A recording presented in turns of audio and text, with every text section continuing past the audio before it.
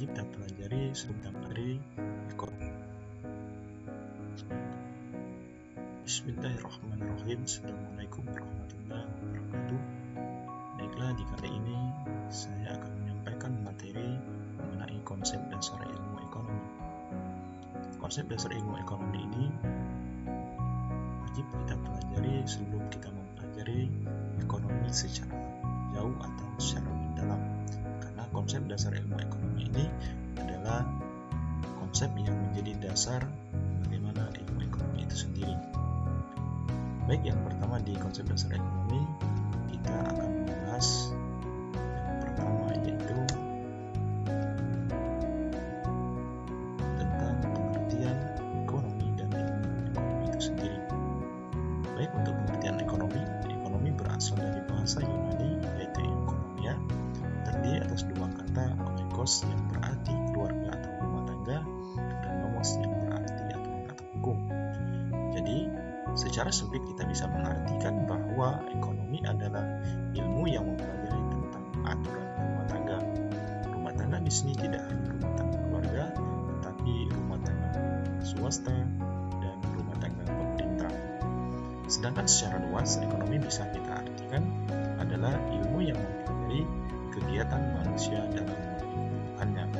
Artinya, di dalam ekonomi kita akan membahas bagaimana manusia melakukan kegiatan dalam memenuhi kebutuhan atau keinginannya dalam kelangsungan hidupnya. Baik, yang kedua tentang pengertian ilmu ekonomi itu sendiri. Ilmu ekonomi adalah ilmu yang mempelajari usaha-usaha manusia dalam memenuhi kebutuhannya dengan memanfaatkan sumber daya yang ada. Artinya, ekonomi akan mengatur bagaimana manusia memenuhi kebutuhan berdasarkan sumber daya yang tersedia. Sedangkan sumber daya yang tersedia tersebut kita memerlukan ilmu ekonomi dalam mengatur bagaimana cara pemenuhan kebutuhannya. Kemudian ekonomi dikatakan sebagai ilmu karena memiliki komponen-komponen ilmu, yaitu teori, fakta, fenomena, dan konsep. Lanjut yang berikutnya, inti masalah ekonomi. Yang menjadi inti dalam masalah ekonomi adalah kelangkaan. Kelangkaan adalah kondisi di mana kebutuhan manusia sangat banyak atau sangat kompleks, sedangkan alat pemuas kebutuhan sangat terbatas. Hal inilah yang mengakibatkan kelangkaan. Artinya manusia memiliki kebutuhan yang sangat banyak yang tidak terbatas, sedangkan alat pemuas kebutuhan itu sangat terbatas, sehingga ketimpangan inilah mengakibatkan kelangkaan. Ada beberapa hal yang mengakibatkan terjadinya kelangkaan. Antara lain adalah sebagai berikut. Yang pertama, keterbatasan benang pemuas kebutuhan di alam. Artinya, ketersediaan barang sebagai pemenuhan kebutuhan di alam ini jumlahnya sangat terbatas. Tidak semua sumber daya yang dapat dimanfaatkan untuk memenuhi kebutuhan manusia dapat segera diperbaharui, sehingga lama-kelamaan jumlahnya menjadi sangat terbatas.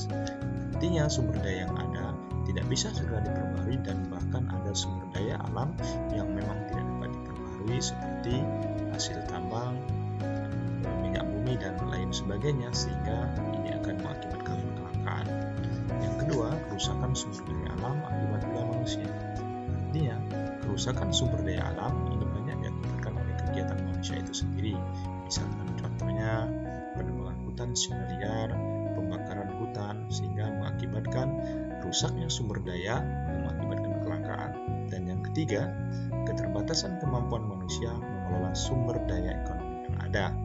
Hal ini biasa disebabkan karena rendahnya penguasaan teknologi dan kurangnya modal.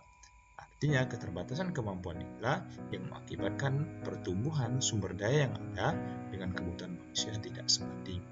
Dan yang keempat adalah peningkatan kebutuhan yang lebih cepat dibandingkan penyediaan sarana pemenuhan kebutuhan.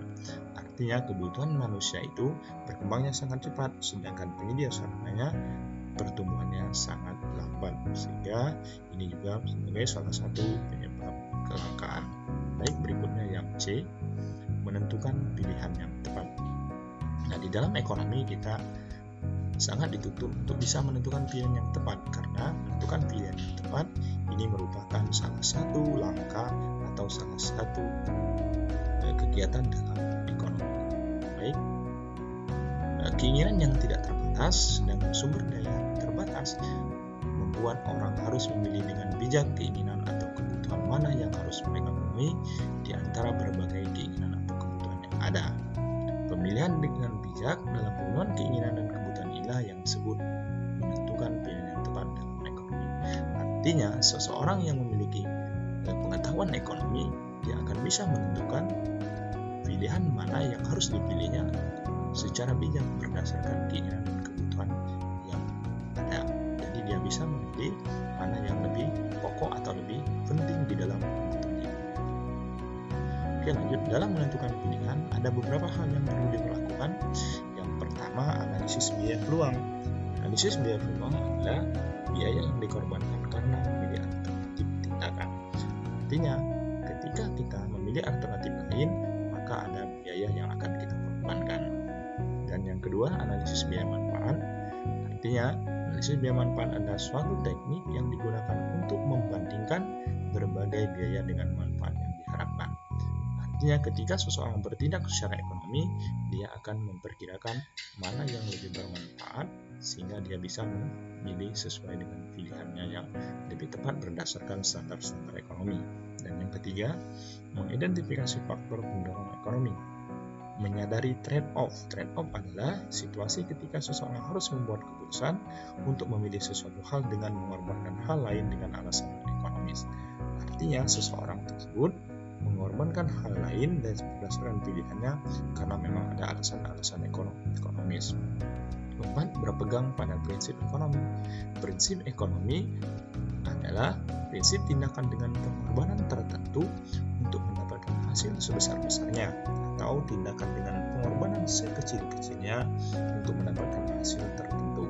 Artinya, orang ekonomi akan bertindak bagaimana dia mengefektifkan